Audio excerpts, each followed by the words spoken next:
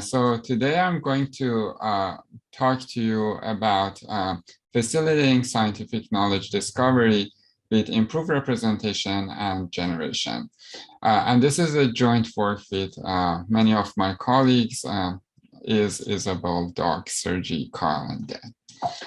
So to give you a bit of motivation, we all know that in all domains, we have information overload problem.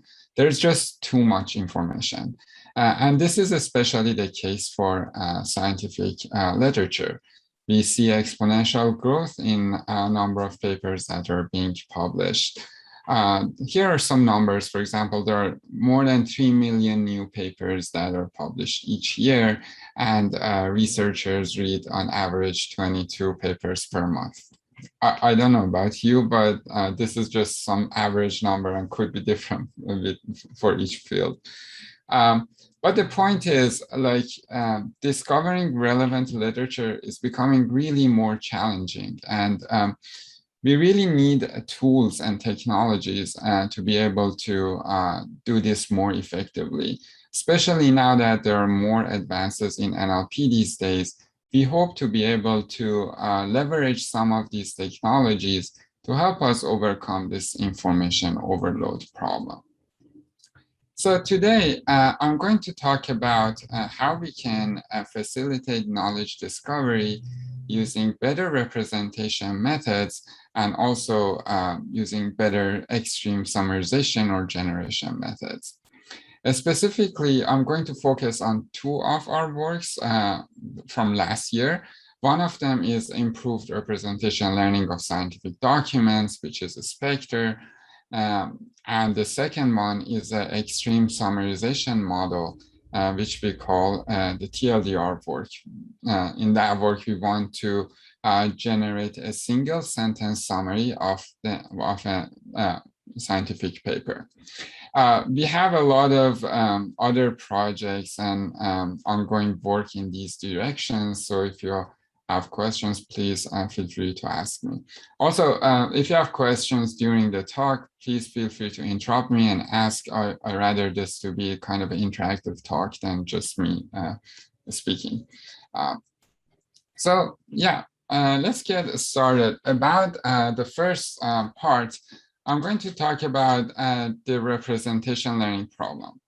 In machine learning, we ideally want good representations for different phenomena that we are working with. And this is the case also for documents. We want to represent them usually in an n-dimensional space so that we can use these representations in downstream models very easily. For example, if you have documents, we want to embed or represent them into vectors and then give these vectors to classification models or recommendation models or search models. And the way that this works is that if you have a strong pre-trained model that can do well in representation learning, then the task-specific models will quickly converge to good locations so that they can perform very well on the downstream task. So again, our goal is to have task-independent representations so that they're general and can be applied to a variety of tasks. And you don't need like a whole lot of data to be able to use them in your application.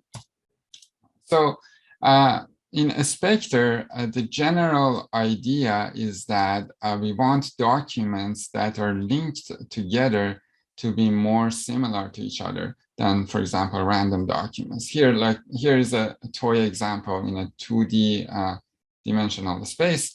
You can see that, like, for example, two documents that are linked to each other, we want them to end up closer to each other in the space than documents that are not linked with them. And SPECTER, which stands for Scientific Paper Embeddings using citation-informed transformers, aims to achieve that. So in a SPECTER, we actually want to use both the corpus level context and the pre-trained transformers. You are all familiar with scientific literature, and unlike flat text, it's kind of a knowledge graph with a rich structure that we have, like links between documents through citations, references, author information, and so on. At the same time, there are these advances in transformers and pre-training that allows us to encode documents very effectively. So we want to leverage both the in-document information and also links between the documents to get powerful representations that can be applied to downstream tasks. Then using this structure, we propose using a sort of a contrastive learning setup using linked data in a self-supervised manner, meaning that we don't need to collect any annotated data. We just use whatever data that naturally occurs in the academic graph. And the idea is that representation of two linked documents should be closer together than random documents. And in order to choose the nearby and distant papers, we can simply use the citation networks of scientific documents. So I'm going to walk you through how this works. As a baseline, if you want to represent a document these days, you can use your favorite pre-trained transformer. For example, we can use BERT, and what BERT does, it basically gives you the contextualized representation of each token. And people take the representation of the first token, which is a special CLS token, as the embedding of the whole document. So as a baseline, this works well. But the problem is that the pre-trained transformer is not trained on a document embedding task, for example. So we want to add this information through this new objective function. What we do, we basically take a paper or a document and pair it with a positive document and a negative document. And we feed all of them through the same BERT or transformer model and get representations. And then what we wanted to do is pull together the representation of the query document and a positive document and push away the negative from the query document. And there's actually an objective function that can give you exactly this property, which maximizes the distance of the query in positive with respect to query in negative. And this is basically the triplet loss function. And it turns out that if you train this transformer at larger scale using this objective, it will become a very powerful document embedding model. And here, we implemented this using the citation network. In order to form these triplets, we consider two types of them. First is positives, which are randomly sampled papers, as well as their direct citations. We pair each citation with a random negative, which we call like easy negative, that are documents that do not have any links with the source document. On the other hand, we found that using only random negatives is not sufficient. So we added these what we call hard negatives. These are negatives that are kind of harder for the model to figure out because they are still close to the source paper, but maybe not as close as a direct citation. For this specific case, we used citation of a citation, like two links away. And I'm going to show you some numbers of how this actually helps improve results in a bit. So first result is just some sort of visualization in a 2D space. On the left side, you can see a Cybert model, which is actually adapted for scientific domain. And you can see that while it does some good job in like separating topics of documents, still a lot of documents end up in same location, and it's hard to distinguish them. But on the right side, when we apply SPECTER to this, we can see that the documents are much more well clustered in this 2D space. So this is just some good initial results that this will work, but we want to see how we can systematically evaluate these embeddings. Recall that our goal is that we want embeddings that can be easily applied to downstream tasks, and we want them to work well across a wide variety of tasks without much training.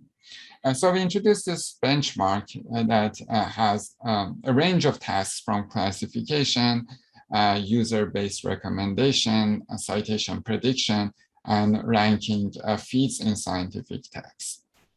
So this is like all the numbers comparing the SPECTER with prior work on all of these tasks. And we can see that on most of the cases, SPECTER improves over prior work by large margins.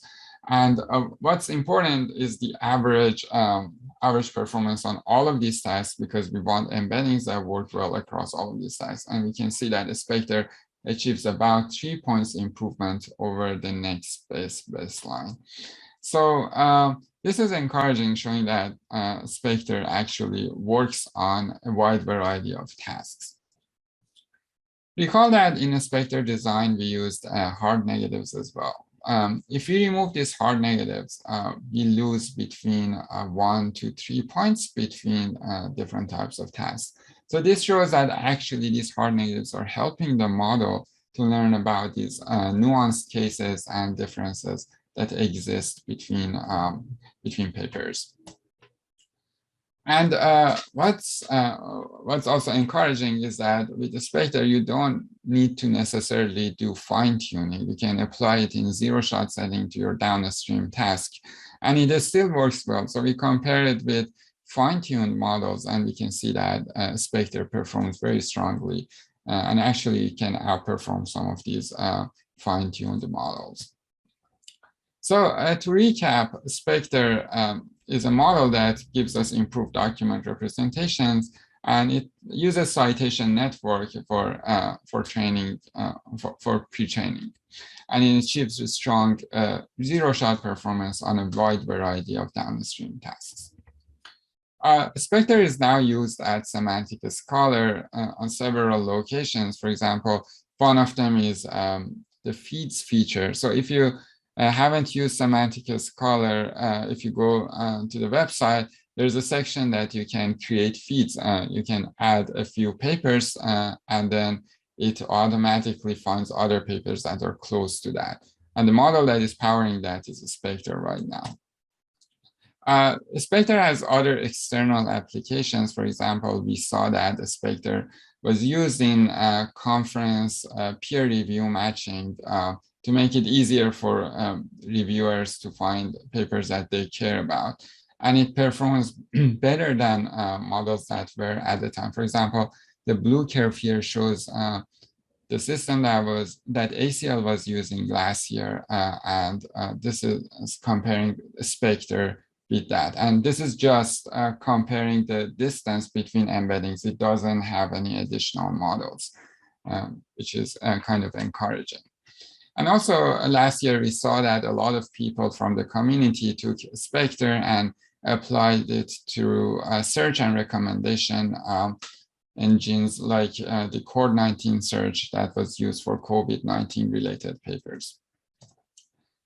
There are some future directions and open problems that we didn't explore in SPECTER, but we think they are interesting to be explored in future. One of them is investigating inclusion of other data in embeddings. We know that like the academic graph is very rich. It includes other information like authors, topic references, and so on. So how can we use this information to improve our embeddings is an open problem. Also, we use some sort of a simple way for sampling our negatives. And the objective function that we used was a triplet loss objective. So other ways of sampling negatives and other training objectives could be explored. We also focused on only on title and abstract of the paper and didn't use the full text. For some applications, for example, text, for example, search, it might be important to use the full text because there might be some information in a specific part of the paper that could be that we could miss with SPECTER.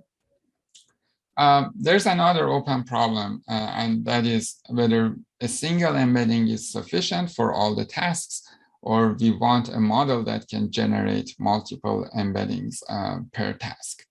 So the models and code are available at these two GitHub repositories.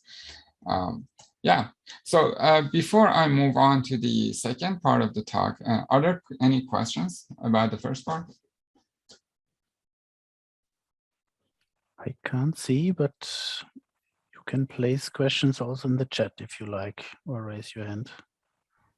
Can I ask one question? Sure. In the paper, the SPECTER was trained on variety of fields of the science, like political science, social science, and computer science and stuff. Did you also try making a model separately to the fields? That's a good question. We didn't at the time, but later, yes. So we have a SPECTER model internally now that uses, that is trained on, for example, only biomedical papers. On some of the tasks, it performs about 1 to 2 points better than SPECTER. So in-domain training actually helps.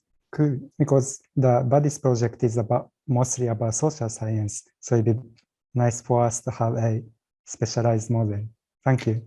Yeah, sure. So the code for training and everything is available. And also there is the Stork dataset that includes a large part of the semantic scholar data. So you can take it and train it yourself too, if that's something that helps you. Mm-hmm. Thank you. Yeah, sure. I also have a question, more a clarification question. Actually, like you had this evaluation where we're matching papers with reviewers. Mm-hmm. What count, and there was precision, and what counts as a ground truth or as a correct match? And so this was, I think this was data from an EMNLP 2020 paper or a workshop paper. I don't remember exactly. Basically, they did some manual annotation. Okay. If a reviewer is a good match for a paper. Yeah. Andrea? You're muted. So on one slide, you showed the mapping of science fields, and you showed the difference between SPECTER and Shebird. And I just wonder if it's really true that the different disciplines are so disjoint, if this is better, or if not mathematics and economy should have kind of overlap. Yeah, that's a good question. Let's see, where mathematics and economy. Yeah, colors are not great, but yeah, they're far apart from each other. Yeah, as I mentioned, like this is kind of like just a visualization to show that with SPECTER we can have different topics to be separated more like with more clear boundaries. I'm not saying that whether this is good or bad. It just says that papers within one discipline are probably more similar to each other than papers from another discipline. And SPECTER can actually reflect that better than a model like Cyberd. Yeah, thanks a lot. Yeah, sure. Good question. Salomon, we have one more question. Yeah, can you hear me? Yeah. Great. Thank you for the wonderful presentation. So my question is regarding when you use your SPECTER to represent a document, how easily can we extend this to information extraction? Let's say the knowledge representation that is learned from a research contribution, how can we extract, let's say we are interested on a specific entity within that paper? Do you think that the SPECTER can also help in that direction?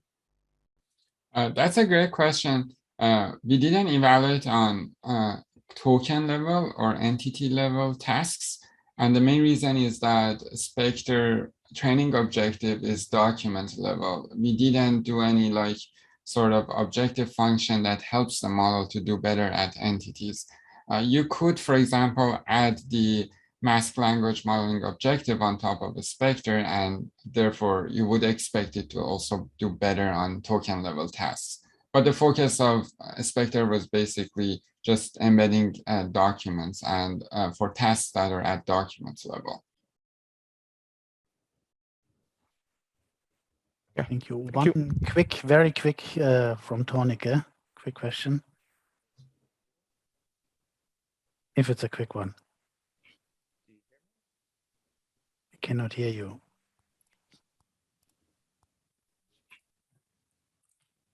Okay, maybe I can continue, and then at the end we go back to questions. Yeah, please continue.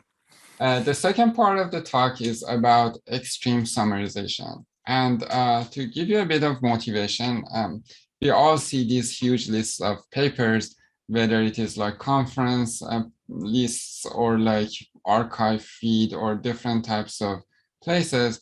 And to like even finding papers to read is becoming difficult. So we know that all papers have abstracts, but you know, abstracts are also long, like about 250 words, and you usually can get the main idea by reading a specific part of the abstract. So we want to see if we can actually summarize the whole paper into a single sentence.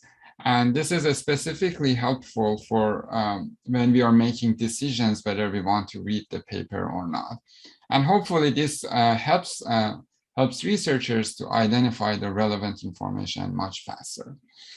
So this work is about generating these TLDRs or single sentence summary of a paper. It looks like this. It's a very short summary of the entire paper. And an ideal TLDR incorporates information from different sections of the paper and can include salient information from all these locations. First, I'm going to talk about how we can actually get data for this task. Because as you know, unlike news domain, it's very difficult to have annotators to write summaries for you in the scientific domain. So fortunately, there's this website, Open Review, that you're probably familiar with, and it asks authors to provide TLDRs for their papers. So each author gives also a TLDR of their work, which is a very short summary of that work. We also wanted to expand this further and get more data. And in order to do this, instead of annotating the whole paper from scratch, we found that, okay, there's this Open Review data website, and it also publishes the reviews. And we know that all reviews have some sort of summary of a work at the first part of the review. So the first paragraph is usually a summary of the contributions of the work.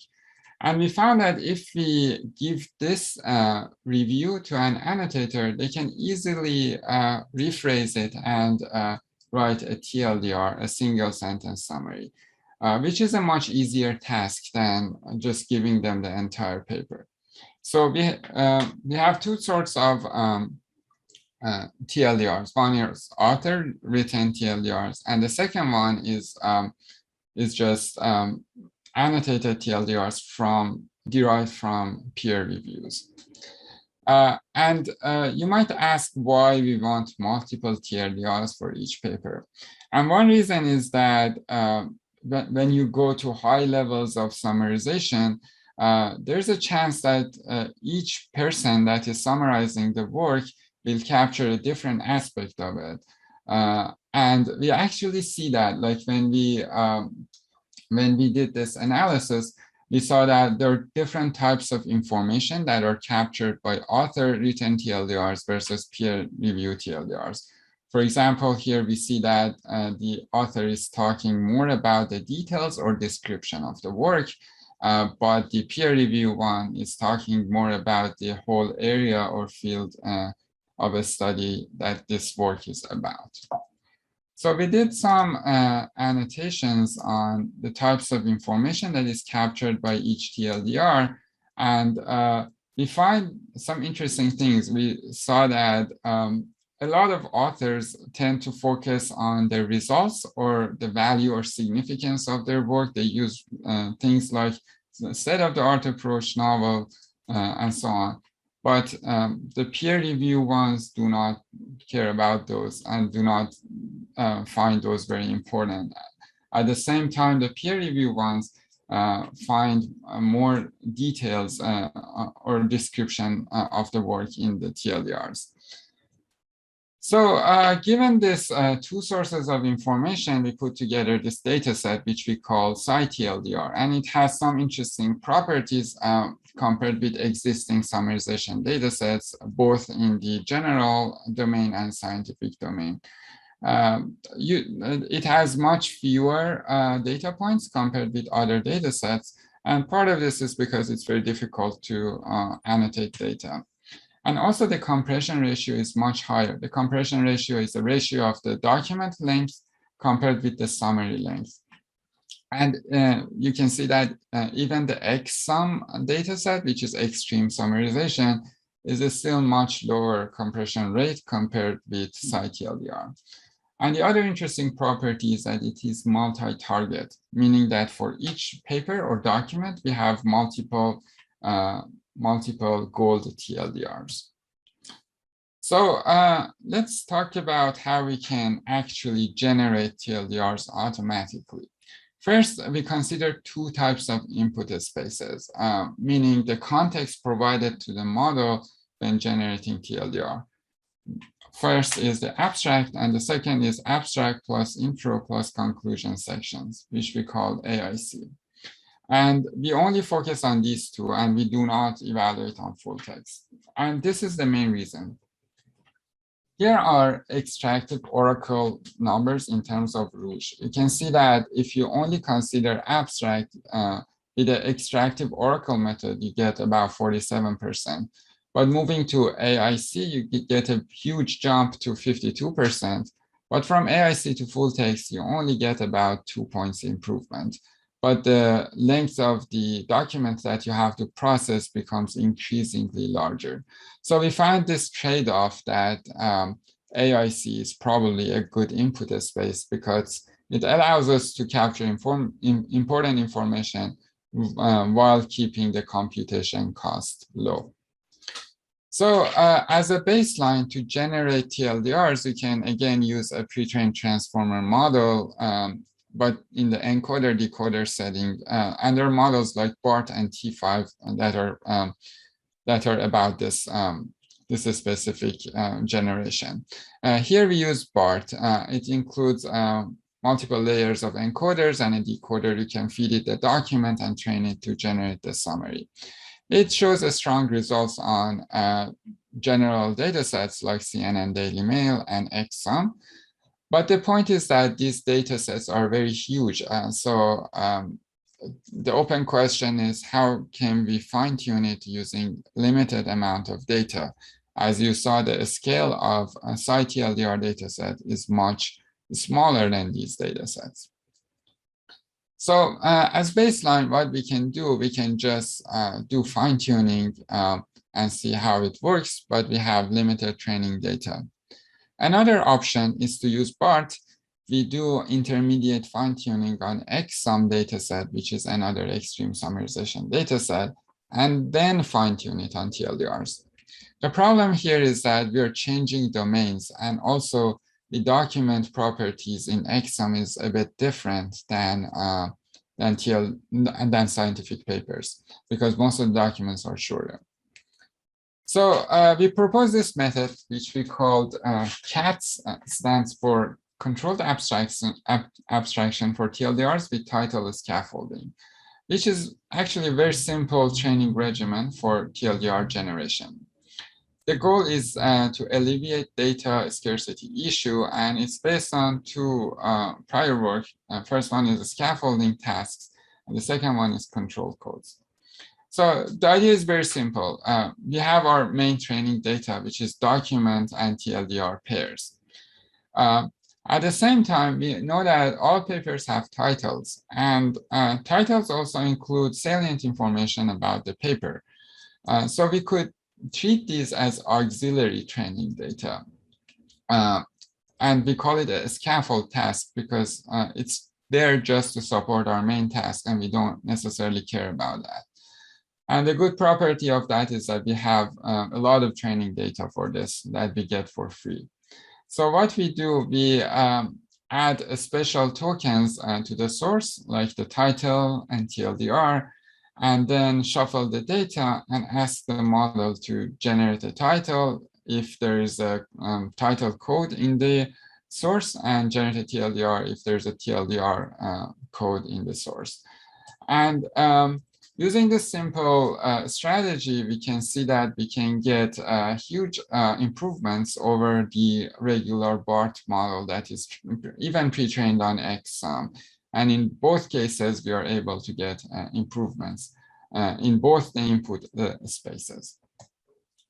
And we can see that another property of using this scaffolding method is that it helps us get more abstraction. As you saw in the beginning, sometimes generating TLDRs requires the model to do abstractive generation instead of just extracting a single sentence.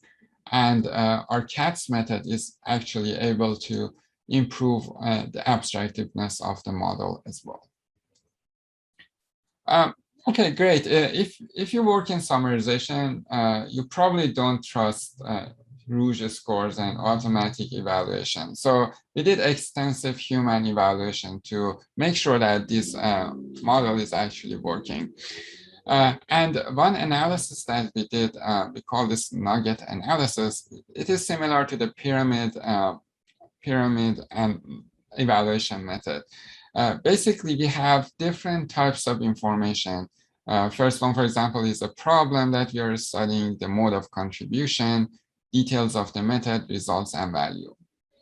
And we consider a TLDR to be an informative TLDR if it includes all of this information. But we also penalize for the length because we don't want a TLDR that is too long.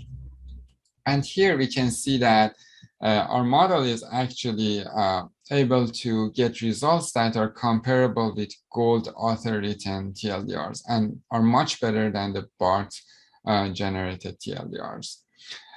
We also get content accuracy similar to BART. I'm going to talk about that in the next slide. So in order to evaluate factual correctness, we basically took TLDRs, we emailed first or second authors of the papers and asked them to rate our TLDR, whether it is completely false, partially accurate, or mostly accurate.